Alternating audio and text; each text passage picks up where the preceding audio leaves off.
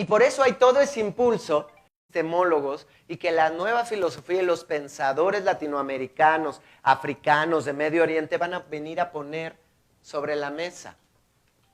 Venimos, la epistemología clásica, el problema de la lógica de la epistemología clásica, cualquiera de sus tres posturas, es que olvida no solo el contexto histórico, sino el contexto sociocultural de ese que nombra como sujeto cognoscente. Al ir en la búsqueda obsesiva de una supuesta objetividad, olvida que ese sujeto cognoscente no es nada más porque tiene razón, porque hay una razón, no es solo el pienso, luego existo. Imagínense la violencia ontológica de ese planteamiento. Por supuesto que es mucho más profundo de lo que lo estoy diciendo, y no quiero menospreciar, ni mucho menos me atrevería las reflexiones de René Descartes. Pero la vulgarización de frases como esa, lo que devino es a la anulación de cualquier otra forma de pensamiento o de contacto. ¿Y qué implicó? Pues implicó además una tradición que encarnamos en la que nunca aparecimos en la construcción de nuestro propio conocimiento. Y esa va a ser una de las cosas, siguiente por favor, esa va a ser una de las cosas que van a venir a cuestionar las nuevas epistemologías.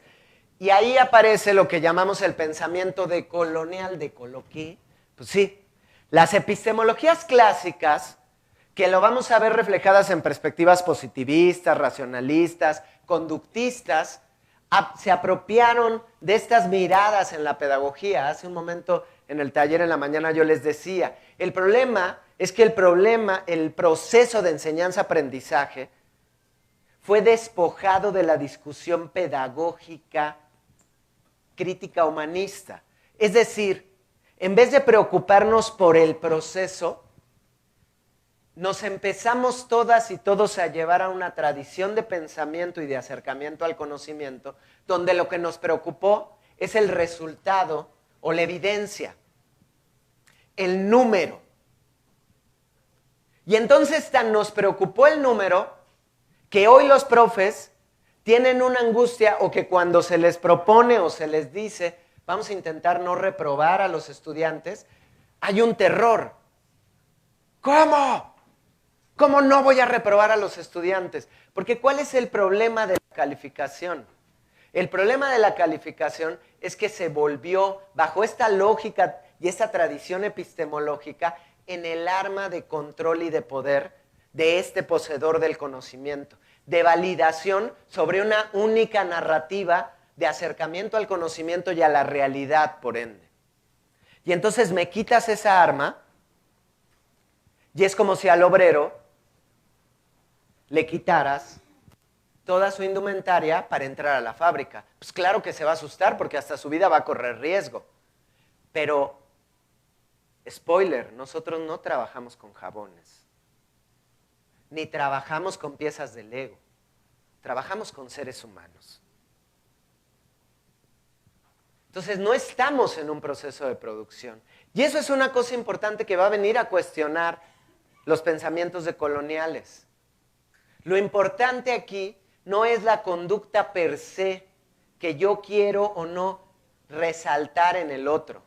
Las lógicas de la epistemología clásica nos llevaron a tener una preocupación absurda por el control de grupo, por ejemplo. Tenemos que vigilar la conducta de los estudiantes. Y yo les pregunto a ustedes, ¿cuánto tiempo tengo hablando? No sé, 10, 15 minutos, ¿no? Y seguro varios de ustedes ya están así como, ay, estas sillas están de la fregada, me quiero parar un momento, por favor, ya cállenlo. Claro, lo que pasa es que nosotros somos adultos y ya estamos lo suficientemente amaestrados por la tradición epistemológica y académica y no vamos a decir, oye, ya cállate tantito, déjanos pararnos un momento, ¿no? Pero en realidad incluso esos elementos no estamos acostumbrados a mirar. ¿Por qué? Porque hemos aprendido que el conocimiento no tiene que ver con el cuerpo, con las necesidades, con la reflexión crítica, con la emoción como tal.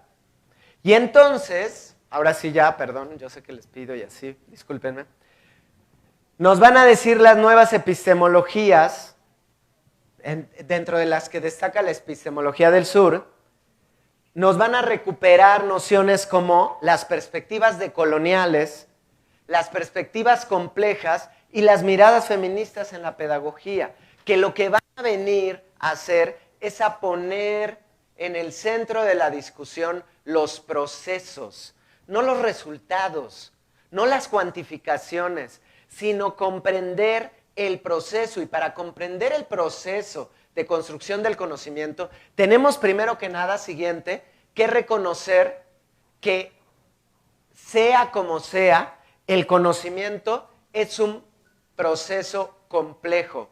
Y dos, que venimos de una tradición, aunque no queramos, una tradición cultural, histórica y colonial, que nos ha llevado a creer, encarnar y reproducir la idea de que los únicos que son capaces de crear conocimiento, y por eso necesitamos que nos validen siempre, son los blancos, europeos, heterosexuales.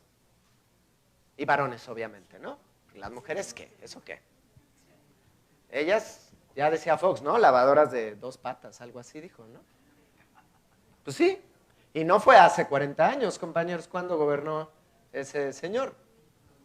No tiene ni 30 años, ¿no? 18. Y lo dijo. Ahí está, ¿no? ¿Y cuántas veces no está esa perspectiva inserta? Y entonces nos dice Freire, la presencia predatoria del colonizador, su deseo desaforado de dominar no solo el espacio físico, sino también los espacios históricos y culturales de aquellos invadidos. Sus maneras dominadoras, su poder subyugador sobre tierras y gentes, su incontrolada ambición de destruir la identidad cultural del indígena, considerados como inferiores cuasi bestias. Nada de eso puede ser olvidado. Y cuando Freire dice nada de eso puede ser olvidado, no es porque esté haciendo un llamado, ahora vamos y hay que asesinar a todos los europeos. No, no puede ser olvidado porque en términos reales y concretos, cada día lo vivimos sin darnos cuenta. ¿Y cómo lo vivimos en las escuelas? Pues muy simple. Muchas veces sin darnos cuenta, los dicen los teóricos de la pedagogía, en el currículum oculto, haciendo comentarios del tipo de, ay, mira el güerito, está bien guapito. Ay, háblale a la morenita, háblale a esa niña, a la morenita que está allá. Vamos ahora todos a apoyar a nuestro compañero que viene de la sierra y habla birrarica. Y vamos a ayudarle para que aprenda bien español. ¡Wow! Y con cada una de esas actitudes, lo que estamos refrendando es la idea de que lo superior, lo único válido, es lo que es blanco, lo que es castellano, lo que nos fue heredado de un proceso colonial. Porque cuando decimos, ay, ¿eso qué de la nueva escuela? ¿Eso qué? ¿Por qué no traen a los europeos? ¿Por qué no nos ponen como a los gringos con modelos más avanzados de tecnología? Híjole, perdón, pero el sistema educativo público de Estados Unidos es de los peores del mundo, ¿eh? De hecho, hace unos años hicieron una estadística y alrededor del 50% de los jóvenes norteamericanos que estaban estudiando lo que para nosotros sería la preparatoria, al 50% les preguntaron con qué países colindaba Estados Unidos y no supieron contestarlo. El 50% no supieron. No supieron decir dónde estaba México. Claro, pero son el primer mundo y tienen los mejores centros de investigación y las mejores universidades. Sí, pero también más del 70% de sus investigadores no nacieron en Estados Unidos. Ah, pero entonces nosotros seguimos idolatrando esos pensadores. ¿Y cómo se mira esta lógica de la colonialidad en el día a día? ¿Cómo se mira en la educación? ¿Qué es lo que nos van a venir a poner sobre el dedo en la llaga? las perspectivas decoloniales. Por ejemplo,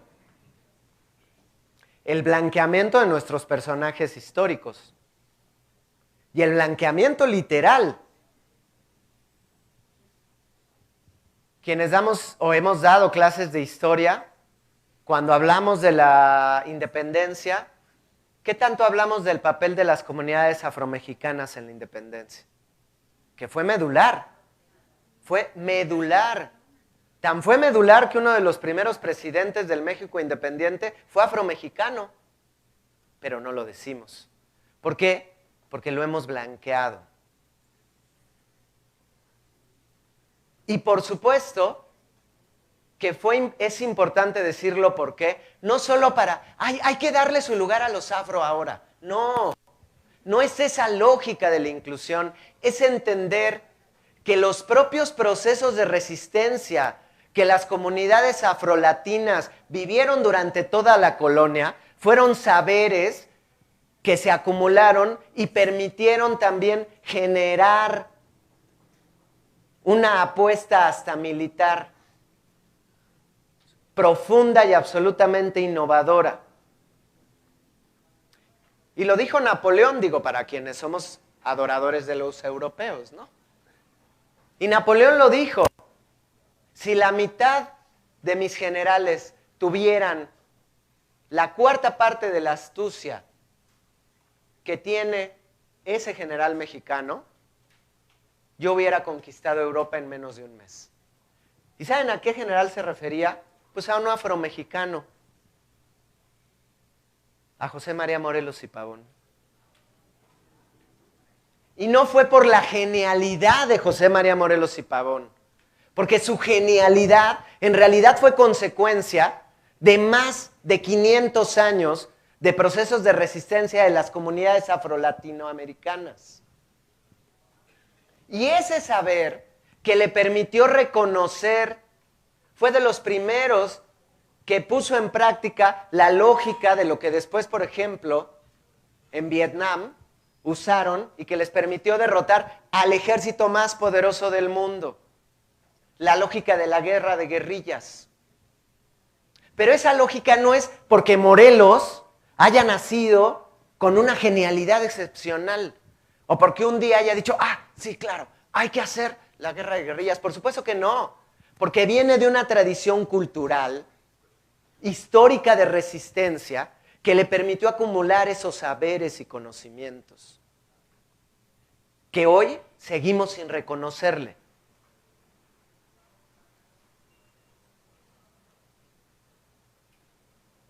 No solo en la tradición, sino en la construcción incluso de nuestra identidad. Y como él hay múltiples ejemplos.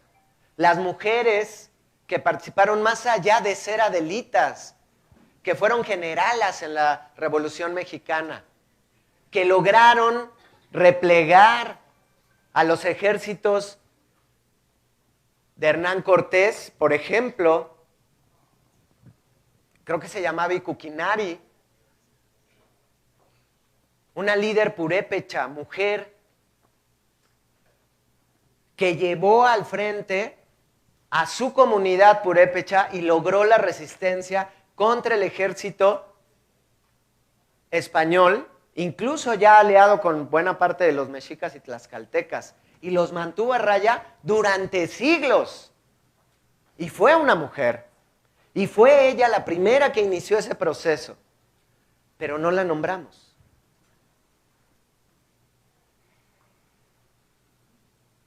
Y ese es el problema. Y eso es en términos de la historia. Y entonces me podrán decir los biólogos o los químicos, bueno, pero es diferente porque la historia es subjetiva. Y la ciencia biológica o química es objetiva y ahí no hay duda. Sí, no hay duda. ¿Y por qué hablamos de los Curie y no de Marie Curie? Cuando más del 85% de las investigaciones en las hizo fue ella. Claro, pero si ella no tenía un marido no valía. ¿Y por qué no hablamos de las matemáticas de Medio Oriente? De las mujeres matemáticas de Medio Oriente.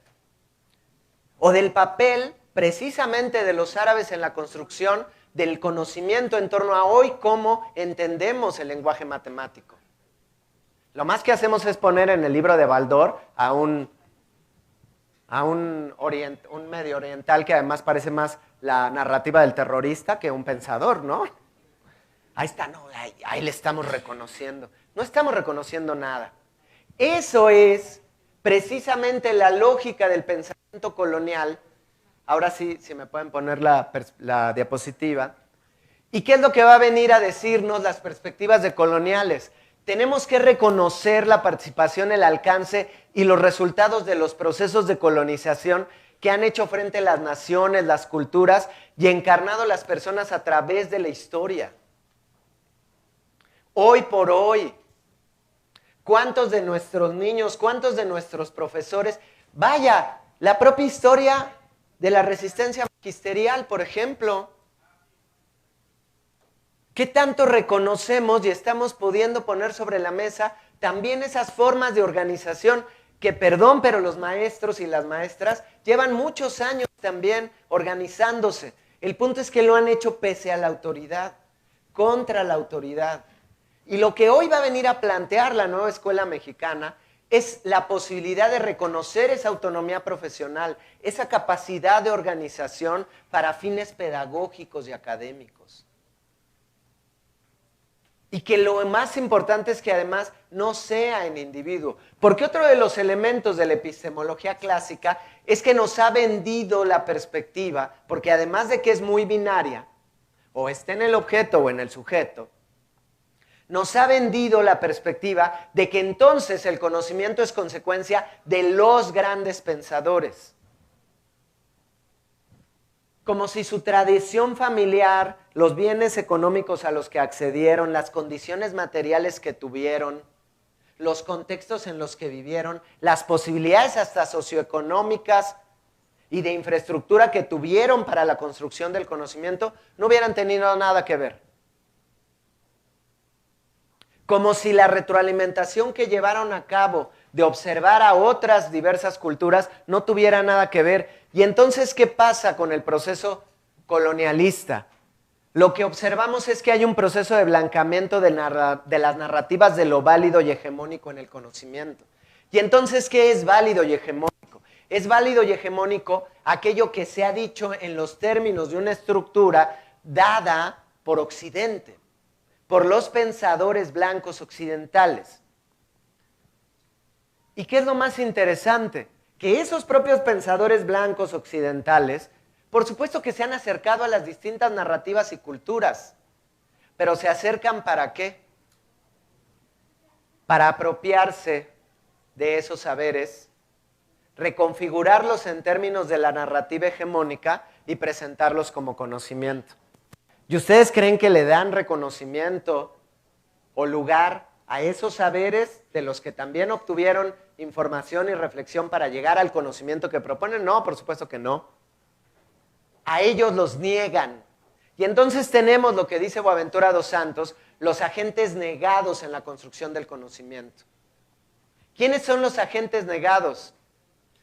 Todas aquellas personas, sujetos, pensamientos, reflexiones o perspectivas del mundo que no entran dentro de la estructura hegemónica y que sobre todo no tuvieron las condiciones materiales, sociopolíticas e históricas para acceder a ese conocimiento o para enunciar ese conocimiento, pero que sí les fue robado su saber. Y entonces ahí tenemos, por ejemplo, a Freud. Todos aquí alguna vez han escuchado hablar de Sigmund Freud. O de Lacan, ¿no? Uno de sus estudiantes que creó también toda una perspectiva que devino del psicoanálisis. Bueno, tanto Freud como Lacan hicieron investigaciones y trabajo de campo, por ejemplo, con comunidades australianas o comunidades africanas. Hay un texto de Freud que se llama Tóteno y Tabú, por ejemplo, donde recupera varios de los elementos de las reflexiones que llevó a cabo, que observó en las comunidades africanas, para hacer varios de los planteamientos que sustentan la idea también contextual y sociocultural de la perspectiva psicoanalítica. ¿Y ustedes creen que mencionó alguna de estas comunidades? ¿Que le dio crédito a alguno de estos pensadores con los que estableció conversación? No. ¿Y a quién recordamos como el padre del psicoanálisis? A Freud. Eso que hicieron esos pensadores es apropiación epistémica. Yo voy, recupero tus reflexiones, tus saberes, los extraigo, los sistematizo en términos de la estructura hegemónica del conocimiento y los presento como propios. Y ojo, no estoy diciendo que entonces ahora todos los saberes y reflexiones son válidas. Nadie, ojo, hay que despojarnos de la visión binaria del mundo. Aquí estamos hablando de conocimiento científico. Pero lo que sí estamos diciendo y lo que sí van a poner sobre la mesa los pensadores decoloniales es qué tanto estamos haciendo para reconocer también esas aportaciones en la construcción del conocimiento. No lo hacemos, las anulamos. Son agentes que negamos. Y los negamos tajantemente. La medicina lo hace. Buena parte de las investigaciones biomédicas, farmacéuticas, recuperan buena parte de los saberes de las comunidades, de los grupos étnicos, de los saberes de las yerberas, de las curanderas. Y no estoy diciendo que esos saberes de ellas son conocimiento científico. No estoy diciendo eso, ojo.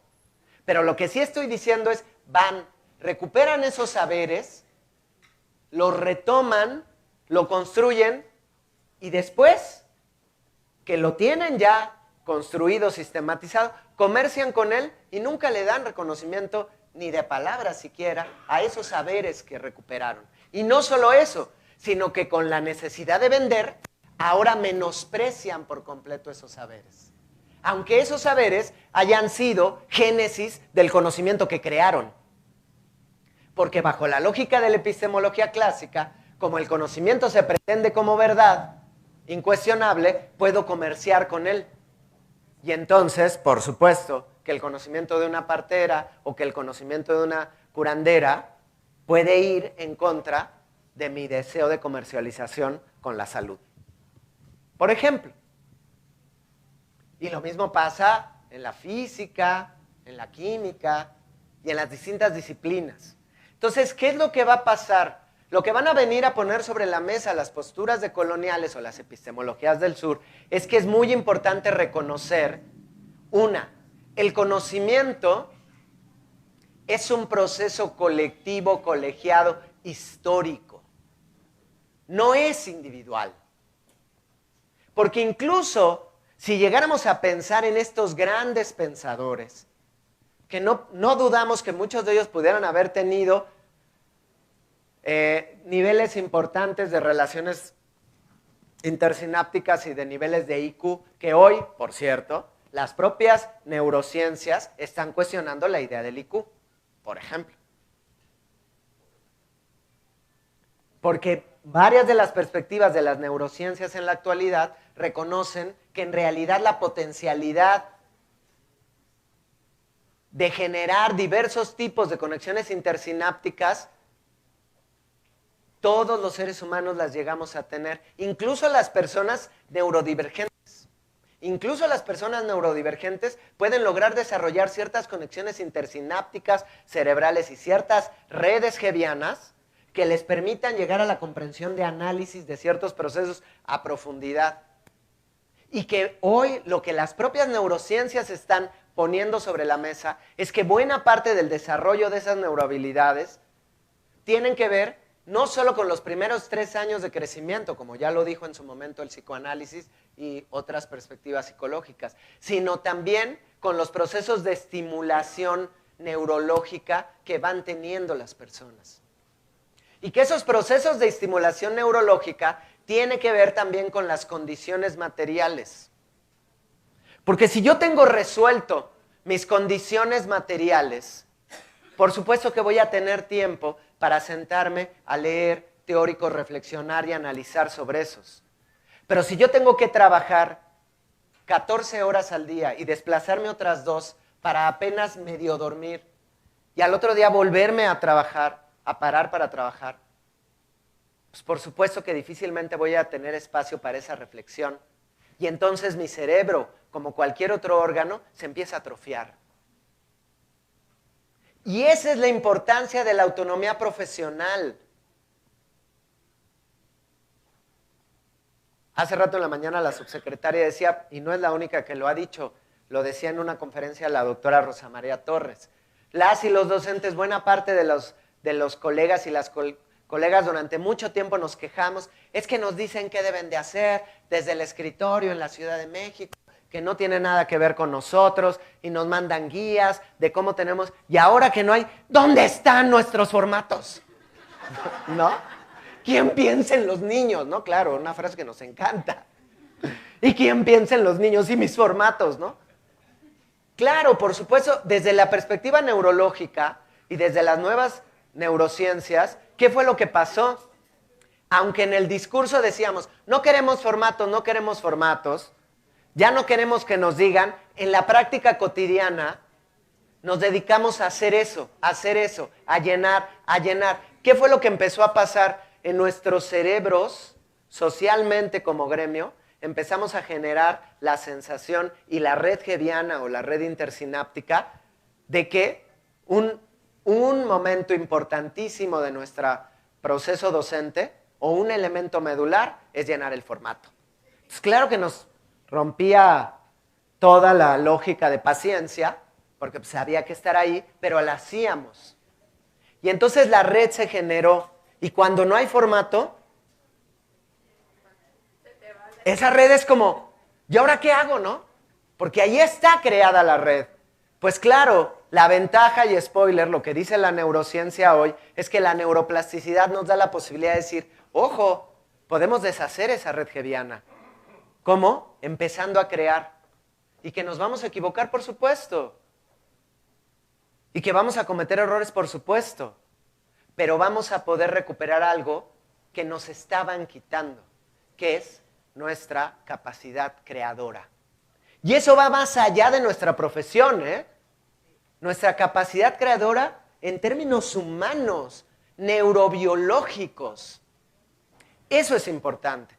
Pero el problema es que si además a eso le sumamos una narrativa de siglos que nos ha dicho, como somos mexicanos, somos flojos, no servimos, necesitamos que nos digan, además estamos feos y feas porque somos prietos, no somos altos, güeros, estilizados, ¿no? Bueno, hablo por mí, ya, para que no digan, ¿no? Y entonces, además de todo, o sea, no cumplimos con el estereotipo de belleza, no somos guapos, no somos inteligentes, somos flojos, o sea, todo mal tenemos. Y venimos de una tradición colonizadora que aunque no queramos, de una o de otra manera le hemos encarnado y epistemológicamente le hemos encarnado, porque en la tradición positivista y conductista hemos aprendido que es el estímulo el que nos mueve. Ahí está el conductismo. Pavlov, ¿no? Demostró que el perro empezaba a salivar ante el estímulo de una campana y venía el alimento, ahí estaba el... Y después quitó el alimento y solo con la presencia de la campana el perro empezó a salivar. Y entonces hubo un condicionamiento de la conducta. Y a nosotros también nos condicionaron una conducta. Tú haz como que trabajas, haz como que planeas, haz como que haces tu programa y yo hago como que te pago, como que me importa la educación y todos quedamos bien. Pues sí. Y solo condicionamos una lógica en vez de mirar un proceso y mirar las implicaciones de ese proceso. Y entonces, ¿qué necesito? Que me valides.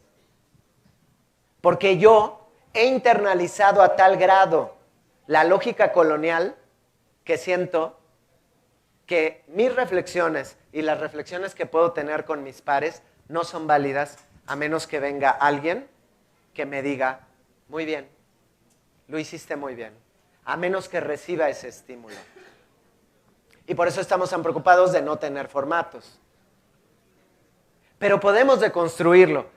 Y por otro lado, otra de las cosas que nos van a venir a decir las nuevas epistemologías es importante reconocer que el conocimiento no es una perspectiva única de análisis de la realidad. Y ojo, no estamos diciendo ni cayendo en los relativismos o en las miradas relativistas, nadie está diciendo eso.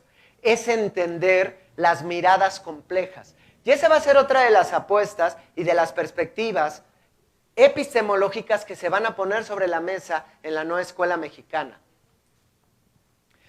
No estamos despreciando ni mucho menos que hubo una preocupación, sobre todo por ejemplo de los profesores de secundaria, es que van a desaparecer las disciplinas. No estamos diciendo la desaparición, porque las miradas disciplinares, porque las perspectivas de las distintas disciplinas científicas del conocimiento son importantes, por supuesto que lo son. El problema no es ese, el problema es pretender que una única mirada de la realidad me va a permitir la comprensión de la realidad misma. Y segundo, no reconocer la riqueza y la importancia de las distintas perspectivas disciplinares para la comprensión del conocimiento y de un fenómeno social. Y eso, perdón, no es nuevo. Justo Estados Unidos, Europa, los llamados países industrializados, llevan más de 70 años estableciendo equipos interdisciplinarios de investigación, de formación, mientras a nosotros nos mandan las competencias. Lo que se está proponiendo es, partamos de reconocer esos saberes a partir de esa experiencia, de esas trayectorias que ustedes han construido, esos saberes disciplinares que tienen también y que pueden seguir enriqueciendo, y compartámoslo para construir miradas interdisciplinarias y complejas. Porque la realidad no es una realidad desarticulada. Eso es importante de tener claro. ¿Tendrán una botellita de agua, por favor? Es decir, en la realidad concreta o inmediata, uno no... Gracias. Yo no agarro y digo, me gusta mucho este ejemplo. Voy a tomar mi traguito de vida saludable, espérenme. Ahora voy a tomar mi traguito de hidratación bioquímica. Ahora voy a tomar mi traguito. Pues no. Uno toma agua y ya. Y el agua que uno toma genera un proceso bioquímico, psicológico, hasta social. ¿No? Me gusta mucho narrar esta experiencia. Yo aprendí algunos elementos de física tendiendo la cama. Porque yo estaba tendiendo mi cama, estaba en ese momento un amigo conmigo, y yo, hagan de cuenta que este es el colchón, y entonces yo agarré y jalaba el colchón así. ¿Para qué? Pues para ponerlo así, poderle meter la sábana. Quien ha tendido su cama sabe que primero hay que poner la sábana de cajón, ¿no? Y entonces la ponía y luego lo volteaba, y luego ya la jalaba y la ponía aquí, y luego ya lo volvía a poner y jaló, ¿no? Y entonces, justo mi amigo me ve, ¿qué estás haciendo, no? Y yo, pues tendiendo mi cama. No, pero yo, ¿cómo que no voy a tender? Pues no manches, no, o sea, me dice, pero no, es muy simple, ¿por qué jalas así el colchón?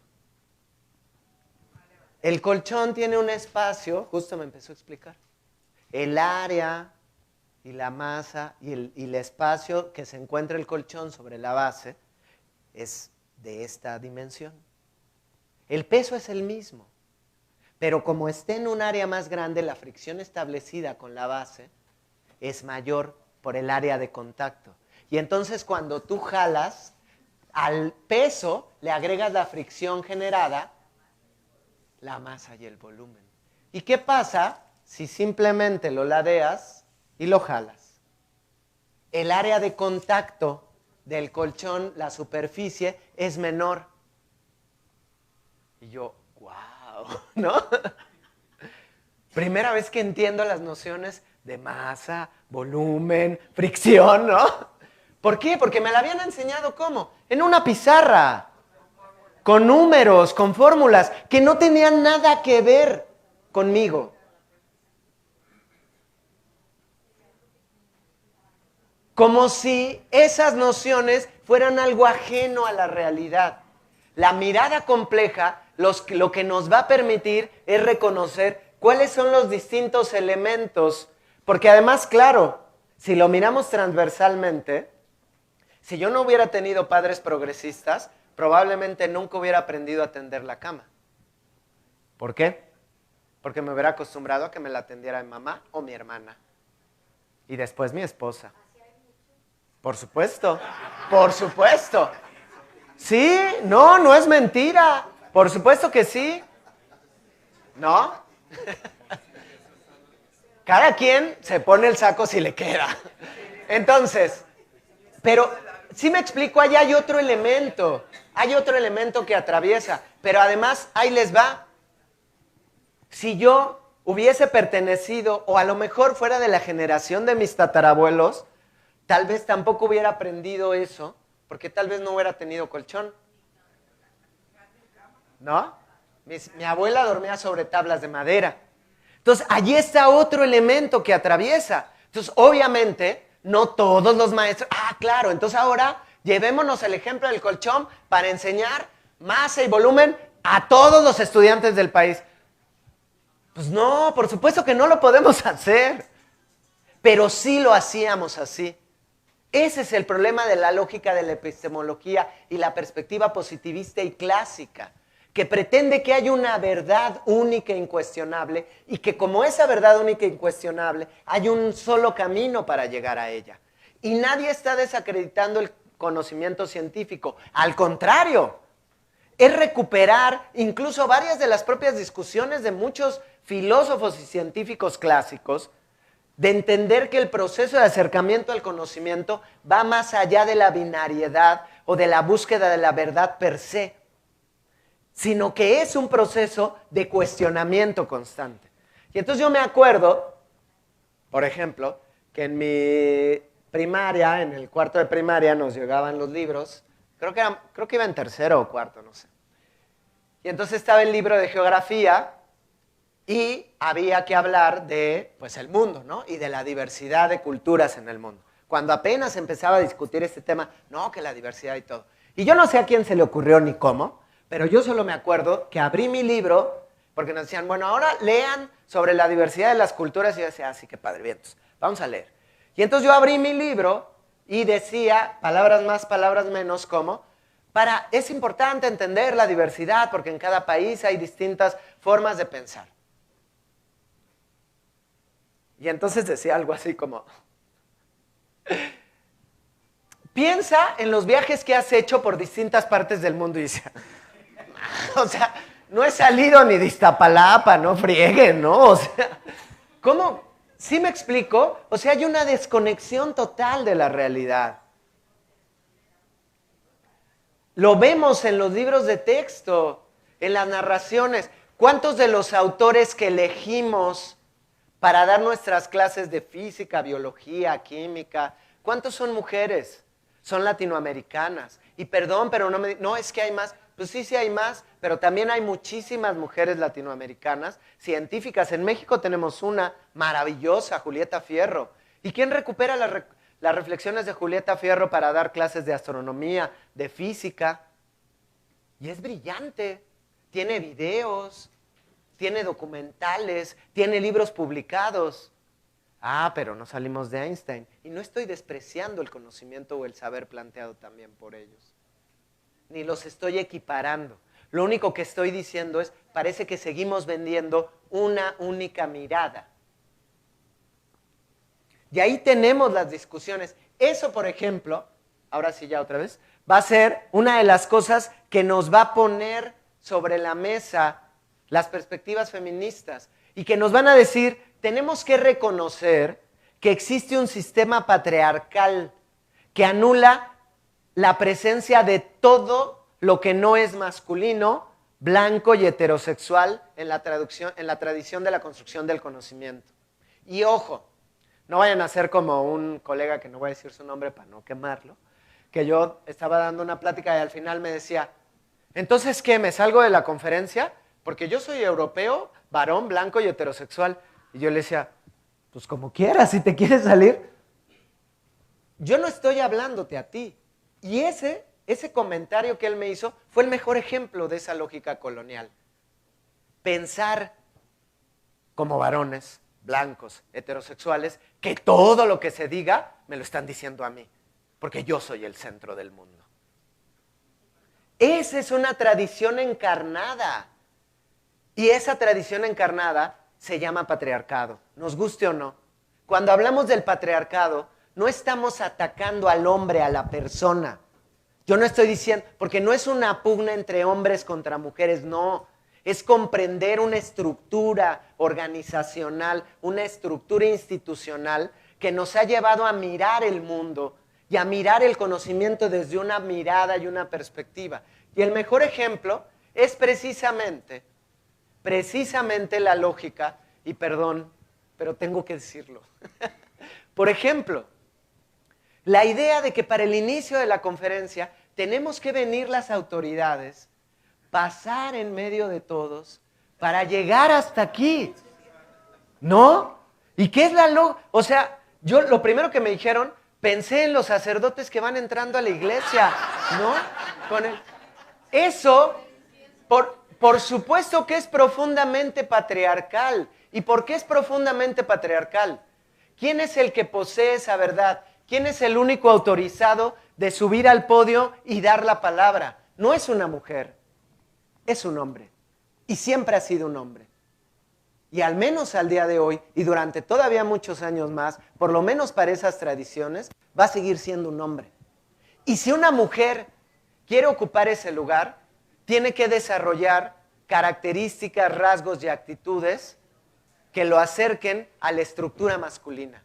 Y entonces tenemos a la primer gran gobernante reconocida por Occidente, Margaret Thatcher. ¿Y cómo era la corporalidad, la manera de hablar, la forma de relacionarse de Margaret Thatcher, sino total y absolutamente masculinizada? Y no estoy hablando de los estereotipos de género, ojo. O sea, no estoy diciendo, mucho cuidado con eso, no estoy diciendo, seguro era lesbiana, bien marimacha. No, lo que estoy diciendo es que su propia corporalidad, porque ese es el punto. A nosotros como varones, también el sistema patriarcal nos determina y también nos conscribe a una manera de vivir el mundo. No es en balde que por lo menos en este país, de las personas que mueren por cáncer estomacal, más del 80% sean varones. Y hoy la propia ciencia, no la mística, ni el reiki, ni nada de esto, la propia medicina está demostrando que buena parte de las enfermedades gastrointestinales están directamente relacionadas con los estímulos que se provocan en el hipotálamo y en el sistema límbico.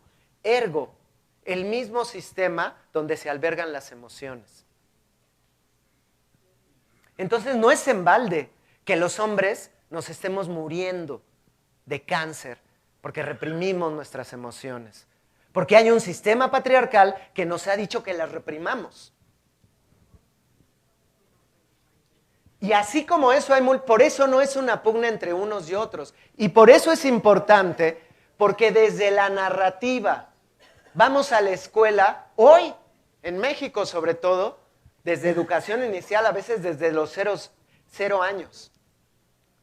Los primeros 3 años de nuestra vida, ya lo ha dicho el psicoanálisis, van a ser muy significativos para la construcción de las primeras etapas de la identidad. Y después viene la secundaria, que es el segundo momento de despertar hormonal, neurológico, de desarrollo de conexiones intersinápticas, y que socioculturalmente es significativo para seguir avanzando en términos de la construcción de la identidad y del yo.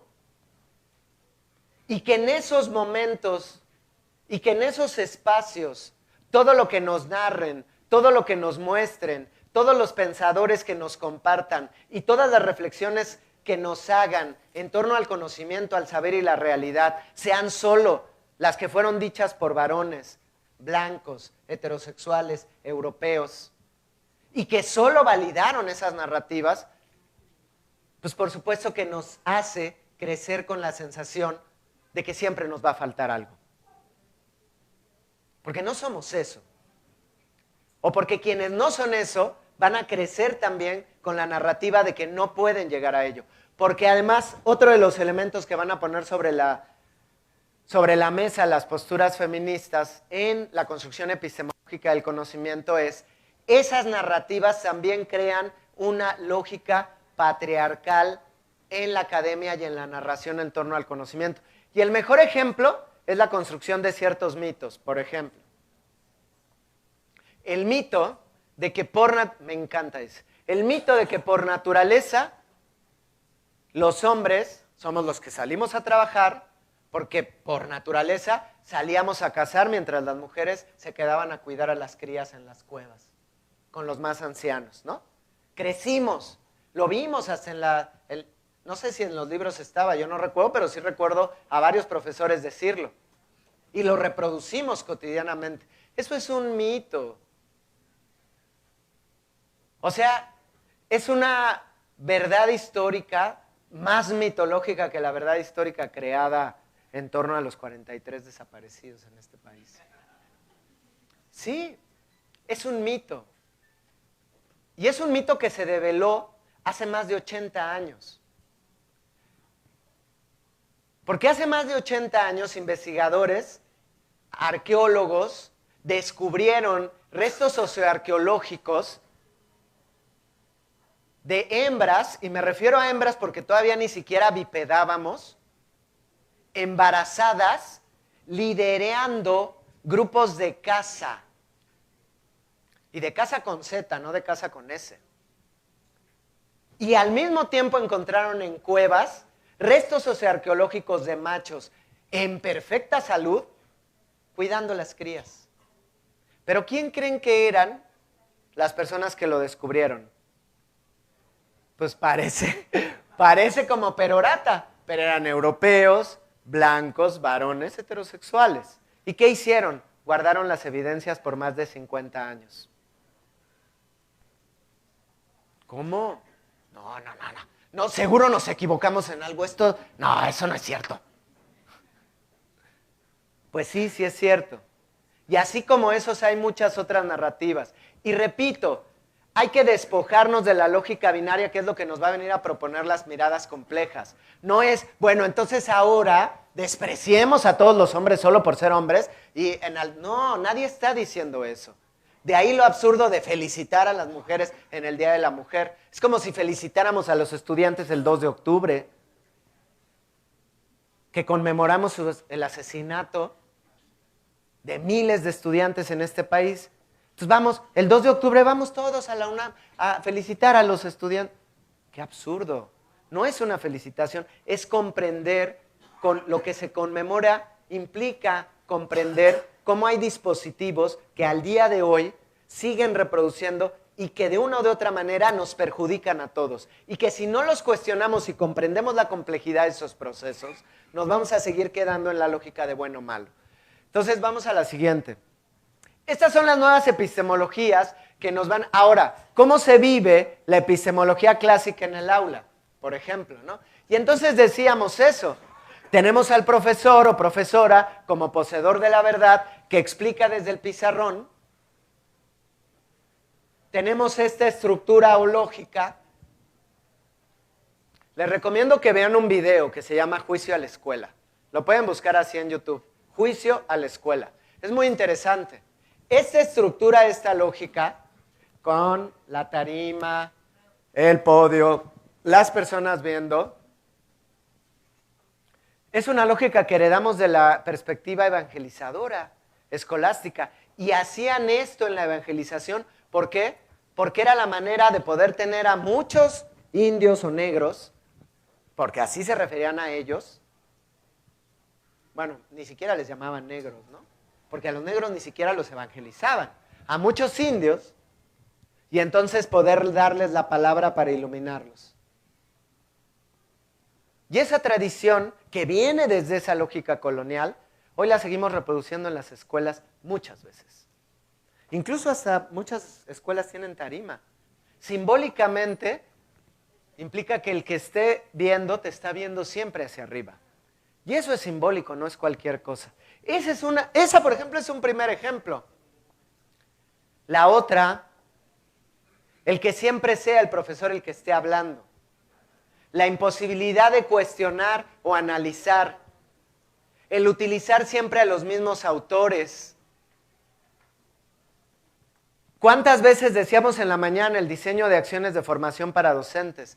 ¿Qué tanto también estamos provocándonos entre docentes o provocando a las colegas o colegas que en vez de enseñar una postura teórica solamente o una perspectiva, ¿por qué no? A ver, veamos lo que han dicho distintas teorías científicas, en torno a este proceso de conocimiento. Y miremos las distintas perspectivas de análisis en torno a este fenómeno. No, mejor quedémonos con lo que ya está. No lo cuestionemos. Y apréndetelo así. Y lo dices porque, y lo haces porque yo te lo digo. Y entonces, claro, nos horrorizamos si no podemos reprobar. Y calificamos la conducta o la asistencia, ¿no? Y llegamos al grado de que el propio estudiante termina a veces aprendiendo. Estamos tan preocupados y preocupadas porque los y las estudiantes aprendan a obedecer. Y en la educación pública estamos preocupadísimos. Y esto es una consecuencia de las lógicas de la epistemología clásica. ¿Por qué? Porque el conocimiento ya está dado. Tú no lo cuestiones, tú no lo analices, tú apréndetelo, obedece, reproduce lo que te estoy diciendo. Y les tengo el spoiler. Mientras nosotros que trabajamos con hijos de campesinos, obreros, clase media, hijos de otros y otras colegas que tienen muchas de las mismas condiciones que tenemos, económicas y de vida, estamos muy preocupados por enseñarles a obedecer a sus hijos. Mientras los hijos de los verdaderos poderosos en este país y en el mundo, no los que van a las escuelas de paga pequeñas, los que realmente tienen el poder hegemónico en este país, en esos espacios les están enseñando a sus hijos a mandar. Y se cierra perfecto la pinza. Nosotros estamos enseñando a obedecer porque tenemos que tener el control, porque somos la autoridad, porque somos los poseedores del conocimiento, mientras allá les están enseñando a mandar. ¿Y qué es lo que va a proponer? ¿Cómo cambiamos ese paradigma? Pues por supuesto que no va a ser de un día para otro, pero ¿cómo podemos empezar? A lo mejor simplemente empezando a revisar otros tipos de autores o de pensadores u otros referentes. A veces es tan simple como simplemente tomar otros referentes, contextualizar, que esa es una de las apuestas que estamos intentando impulsar desde la Secretaría de Educación Pública. De ahí la idea del codiseño. El codiseño no es, ahora cualquier conocimiento es válido, no, es reconozcamos a partir de sus saberes, a partir de sus experiencias y del conocimiento de los contextos, cómo podemos estos contenidos irlos contextualizando. ¿Para qué? Para problematizar y mirar la complejidad de la realidad. Pero ¿quiénes tienen mejor contacto con la realidad sino ustedes mismos y ustedes mismas? Las y los docentes, no desde el centro del país, no incluso desde el centro de cada uno de los estados. ¿Sí me explico? Y decía la maestra Xóchitl Moreno en una pregunta que le hacían en una de las conferencias que daba. Entonces, va a haber 120 y tantos mil programas analíticos. Y decía, pues sí, podría haberlos. ¿Por qué no? Porque puede haber 120 y tantas mil realidades en cada una de las comunidades. Eso no quiere decir que no hay estructuras comunes. Ojo, que no hay contenidos importantes que van a garantizar también. Pero es reconocer y pararnos en otro lugar, en la perspectiva del conocimiento. Entender nuestra coparticipación en el proceso de construcción y en el proceso de enseñanza-aprendizaje. Entender la valía y la importancia de la contextualización, de la inclusión de esos agentes que han sido negados en las narrativas oficiales, hegemónicas de construcción del conocimiento. Hoy, por ejemplo, están muy escandalizados por el tema del dijistes, hablastes, ¿no? Y hay una lingüista, doctora de doctorado en lingüística, investigadora del Colmex, que ya salió a hacer todo un análisis y a decir, es que justo esa es la forma como precisamente hoy la ciencia lingüística está poniendo el dedo en la llaga sobre la importancia de comprender los procesos de la lengua. Y así es como en Harvard, así es como en Cambridge, en Estados Unidos, en varios de los países, en la UNAM, en varias de las universidades, se está avanzando en términos de cómo podemos mirar y reconocer los procesos del lenguaje. Porque la otra es la perspectiva de pensar, y nadie está diciendo ahora está bien y todos digan dijiste, nadie está diciendo eso. Si revisamos esos propios libros, lo que vamos a mirar es que lo que hay es el análisis, cómo hablamos la lengua, cómo hay distintas implicaciones y formas de hablar la lengua, pero cómo la lengua tiene una estructura. Y es importante conocer esa estructura para avanzar en términos de la comprensión de esa estructura. ¿Para qué? Para la comunicación. Porque eso es lo importante.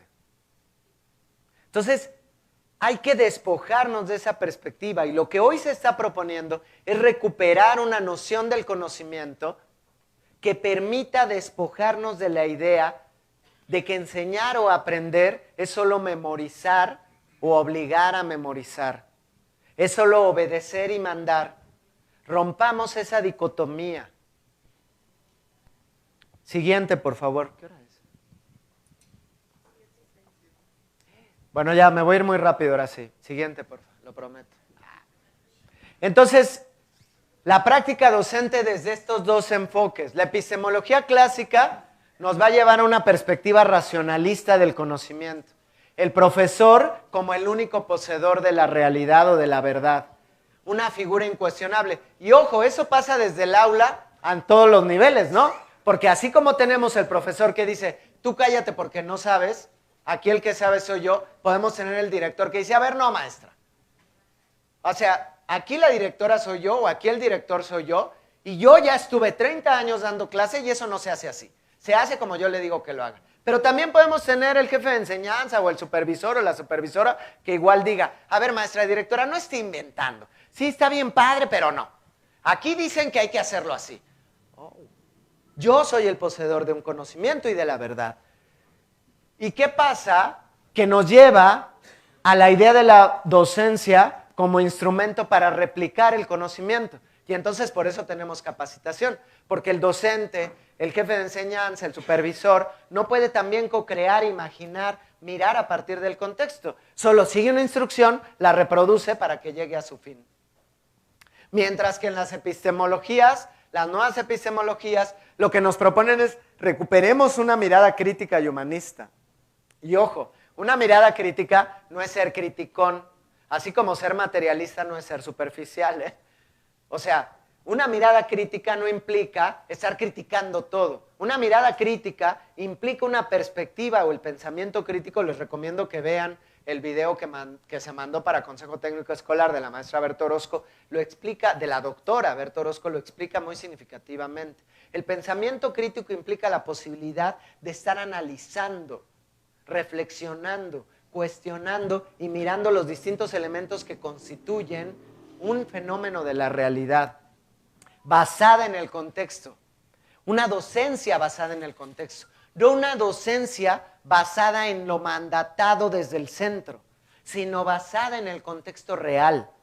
Capaz de reconocer a los grupos históricamente vulnerados. Ustedes saben lo que puede significar. Imagínense ustedes por un momento a un niño o una niña de la Costa Chica de Guerrero, si no estoy mal, en Sonora también hay una comunidad afromexicana muy importante, ¿no? En Veracruz. Ustedes imagínense por un momento a un niño o a una niña afromexicano tomando una clase donde se habla de la tradición histórica y la construcción identitaria de este país y viendo que figuras como Morelos, Guadalupe Victoria, que la tradición afromexicana ha sido medular en la construcción de la identidad de este país. Imaginen lo que puede sentir y lo que le va a significar saberse parte de la construcción de la historia de este país. A las comunidades indígenas. Y no como, ay, sí, miren, hubo un indito que llegó a la presidencia, Benito Juárez. No, como la tradición de pensamiento filosófica que acompaña. Eso es importante. Reconocer a los estudiantes y a las estudiantes como interlocutoras e interlocutores válidos, capaces de transformar la realidad. Eso es medular. No podemos transitar hacia una otra manera de construir docencia si no partimos de reconocer que nuestras y nuestros estudiantes son también interlocutores e interlocutoras válidas para el diálogo. ¿Y el diálogo para qué? No quiere decir que ahora es, bueno, a ver, ¿ustedes qué quieren aprender? No, pues de nada. Ah, ok, está bien, no damos clase. No, nadie está diciendo eso. ¿Cómo podemos contextualizar estos contenidos a la realidad y a los intereses de los estudiantes si no les preguntamos cuáles son sus intereses?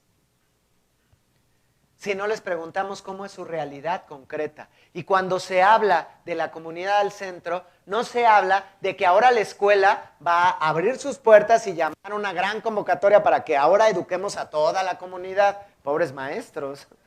No. El centro de la educación, lo dice el artículo 3 constitucional, siguen siendo las niñas, los niños y adolescentes. El punto es cómo les miramos. Si les miramos como individuos aislados de un contexto o los miramos como parte de un contexto comunitario. Si reconocemos que el problema de lo educativo no es un problema del maestro. La lógica de la epistemología clásica es que también delega toda la responsabilidad sobre el poseedor del conocimiento. Como si el proceso de enseñar a aprender fuera exclusivo de la escuela y del maestro o la maestra. En el proceso de enseñar, aprender, de construir conocimiento, también intervienen las estructuras familiares, también intervienen los medios de comunicación, también interviene la sociedad. Las y los niños estamos, las y los jóvenes, las personas, también estamos aprendiendo en nuestros distintos espacios de socialización. Si la escuela no genera un vínculo con esos distintos espacios de socialización, si no trae a las discusiones escolares los distintos aprendizajes, nociones, conceptos y categorías con las que los niños y las niñas entran en contacto en sus distintos espacios de la realidad, vamos a seguirlos mirando aislados de una realidad concreta. Y va a seguir pasando que terminemos la licenciatura, la ingeniería o la escuela normal y digamos, ay, hasta que fui a la realidad aprendí. Ay, como si la escuela estuviera ajena a la realidad, ¿no? Y entonces, siguiente. Gracias. Entonces, ¿qué es lo que les decía, no? ¿Cuáles son los enfoques de la nueva escuela mexicana? La educación se basará en el respeto irrestricto de la dignidad de las personas con un enfoque de derechos humanos y de igualdad sustantiva. El centro ya no es la evaluación, no es la cuantificación, no es el cumplimiento de estadísticas para entrar bien en una lógica estandarizada. Además, diseñada en realidades totalmente ajenas a las nuestras. El centro es la persona, es la dignidad y la igualdad sustantiva. El desarrollo humano integral del educando.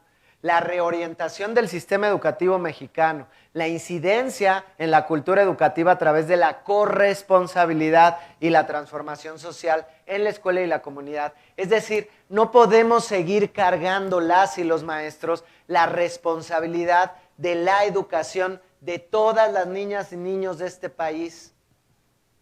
Tenemos un papel importantísimo, por supuesto que lo tenemos, pero también, por supuesto, que es medular e importante el papel de lo que están haciendo las estructuras familiares.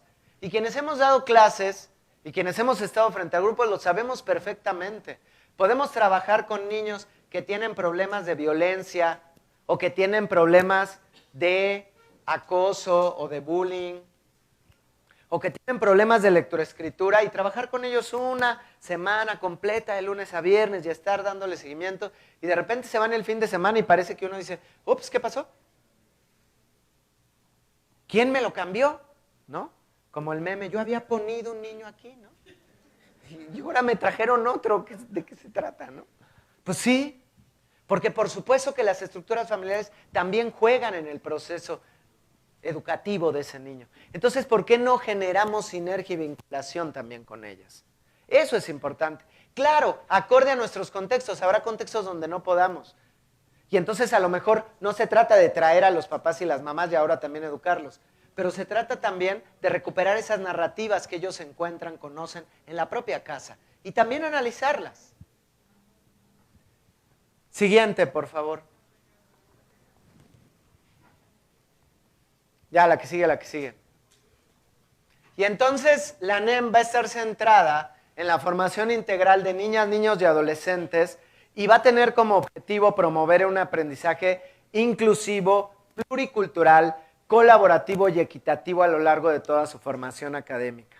Y sobre todo no olvidar priorizar la atención a poblaciones vulnerables. Y entonces es transitar de la lógica del trabajo en equipo de, bueno, a ver, reúnanse y hagan un trabajo. Y ahora sí que como, justo como el meme de la casa que está así toda chueca y tiene el techo bien grandote y esta es una consecuencia del trabajo en equipo, al trabajo colaborativo. No es el trabajo desarticulado. Y el trabajo colaborativo, ¿qué va a implicar? Pues que haya conflictos, por supuesto. Y el conflicto es una oportunidad. Es una oportunidad para ver, ¿para qué? Pues para mirar justo cómo estamos acostumbrados a trabajar, a resolver, a construir, a dialogar y a escucharnos. Y no podemos transitar en esta dinámica si no reconocemos algo que es bien importante. Una, la diversidad como piedra angular de los procesos de aprendizaje. No es la diversidad o no es la inclusión como vamos a incluir a los que son diferentes. Todos somos diferentes. Por eso uno de los ejes articuladores es la inclusión, pero desde la perspectiva crítica y decolonial. ¿Qué implica la inclusión? Lo que implica es que si falta uno, no estamos todos. ¿Y qué implica que falte uno? Implica que de una o de otra manera falte en las narrativas que construimos, en las dinámicas que imaginamos, en las discusiones que proponemos, en el trabajo que llevamos a cabo. Si falta uno, si falta una perspectiva, una mirada, un niño, una niña, una noción cultural, un saber contextual, entonces no estamos todos. Porque la diversidad no es algo que está allá afuera. Y las miradas complejas y las teorías de la complejidad en todas las distintas disciplinas y en todos los espacios interdisciplinarios, lo que nos van a decir es eso. La diversidad no es una categoría que hace referencia a lo otro. La diversidad es una categoría que hace referencia al nosotros. Porque todos y todas somos diversos. Y ahí está la riqueza. Es precisamente en esa perspectiva diversa donde podemos encontrar la piedra angular del aprendizaje. Esa posibilidad, esas distintas miradas para la comprensión de ese fenómeno y la explicación de ese fenómeno, el que nos va a permitir mirar todos los elementos o buena parte de los elementos que lo componen. Reorientar la organización de los aprendizajes y asumir el carácter temporal y transformador del conocimiento. Dejemos de reproducir la idea de que el conocimiento es una verdad incuestionable. El conocimiento es un proceso de relación con la realidad, de explicación de los distintos elementos de la realidad y que nos permite comprenderla. ¿Para qué? Para transformarla. Pero si pensamos en el conocimiento como algo acabado, inamovible, incuestionable, entonces ¿qué queda de transformar? Y entonces, si está bien y es una verdad, ¿por qué seguimos como seguimos? ¿Por qué este país sigue siendo el primer país con feminicidios en el mundo? ¿Por qué seguimos siendo uno de los primeros 10 países con mayores altos índices de obesidad mórbida, de muerte por estrés, de muerte por asesinato? ¿Por qué? Si yo enseño muy bien todas las disciplinas y todo lo que enseño como una verdad, pues a lo mejor también ahí no estoy diciendo que sea la responsabilidad, Pero también ahí hay una perspectiva que nos hace pensar que entonces no puede cambiar, porque ya está dado. Y reconozcamos a las maestras y los maestros como actores claves para la resignificación de la estructura formal del currículo. ¿Con base qué? En su experiencia, en el contexto. Y cuando decimos maestras y maestros, no solo nos referimos a aquellos que están frente a grupo. Ustedes son maestras y maestros también. Todas y todos los que estamos involucrados en el sistema educativo nacional, de una u otra manera somos maestras y maestros, no solo porque enseñamos y aprendemos, sino porque estamos involucrados en ese proceso de enseñar y aprender. ¿Y eso cómo lo vamos a lograr? Siguiente, de múltiples formas, pero una de las cosas que nosotros pensamos que es importante reconocer es no olvidar dos principios medulares. El de inclusión fundamental, lo que les decía, si falta uno no estamos todos, si falta uno o una no estamos todas ni todos. Y de justicia curricular, reconocer que el currículo tiene que responder a la realidad, no a una idea, no a una perspectiva como verdad. Tiene que responder a la realidad.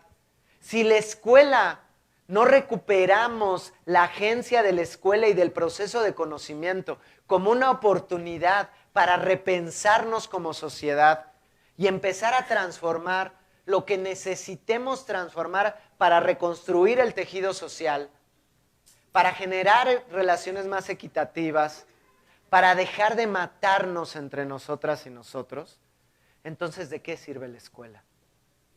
¿Para tener un título? ¿Tener un buen trabajo? Con todo respeto, pero hoy ya ni siquiera eso es como tal una garantía. Eso es una narración heredada de algún momento. Pero hoy la realidad concreta e inmediata nos hace ver que el problema va mucho más allá. Y tenemos ejemplos y experiencias en Colombia, en Brasil, en Finlandia, en varios países de todo el mundo, donde cuando la escuela ha empezado a recuperar las discusiones del contexto y las ha llevado a la realidad y ha posibilitado y construido otras maneras incluso de relacionar, es lo que plantea la educación para la paz. Y es lo que permitió en varios países africanos, por ejemplo en Uganda, poder reconstruir varios de los elementos del tejido social después de las lógicas de racialidad que generaron el exterminio o el intento de exterminio de comunidades Tutu, por ejemplo. Tenemos una oportunidad inmejorable. Pensemos en el proceso de conocimiento y en el proceso de enseñanza-aprendizaje como un proceso de encuentro humano. Y reconozcamos que en el encontrarnos, en el cuestionarnos juntas y juntos, en el revisar juntas y juntos lo que estamos haciendo, en el reconocer nuestras diversidades, es donde vamos a poder encontrar las herramientas que nos permitan imaginar y construir un mundo donde quepan muchos mundos. Muchas gracias.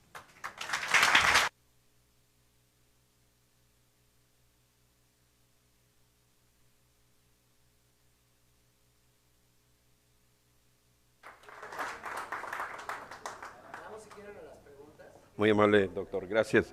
Sí, maestros, quien tenga alguna pregunta, maestras, maestros, adelante.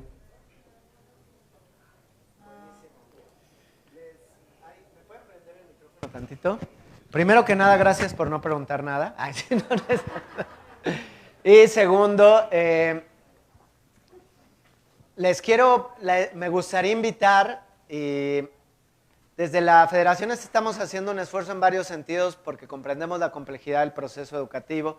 Hace un rato yo hablaba de varios de los programas o algunos de los programas que se están intentando. Sabemos que falta mucho, lo sabemos, pero programas como La Escuela es Nuestra, las becas para los jóvenes, los niños, madres solteras y demás, están pensadas en términos de cómo vamos caminando con todos los elementos que contribuyen. Y creemos también en la importancia de la revalorización de las y los docentes. Y en ese sentido queremos invitarles también desde este lugar a que ustedes se permitan empezar o continuar o fortalecer la relación y la organización entre ustedes para recuperar sus saberes, para recuperar sus experiencias. Hoy, afortunadamente, las propias tecnologías nos permiten incluso desde intercambiar textos, reflexiones. No perdamos esas posibilidades y esos espacios. Y sepan también que las puertas de la Dirección General de Formación Continua, docentes y directivos están abiertas. Cuando gusten escribirnos, compartirnos, con todo gusto para nosotros será muy enriquecedor también escucharles. Muchas gracias, maestras y maestros.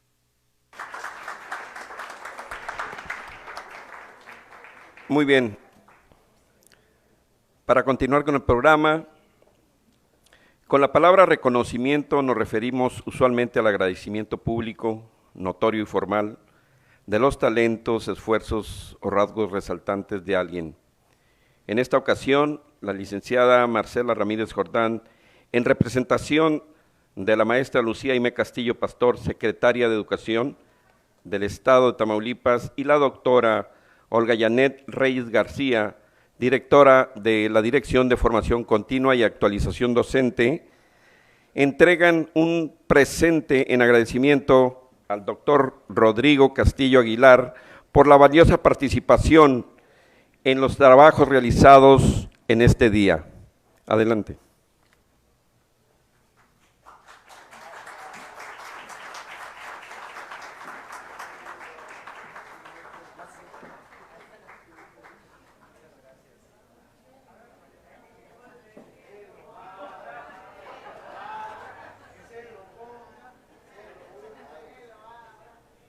¡Ay, qué padre! Gracias.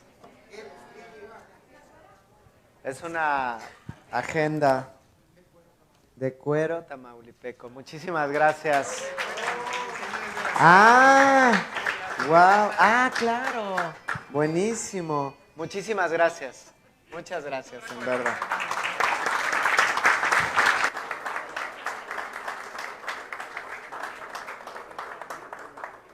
Maestras, maestros, para cerrar este evento de conferencia se les solicita a las autoridades pasar para la fotografía oficial y ponernos de pie, por favor.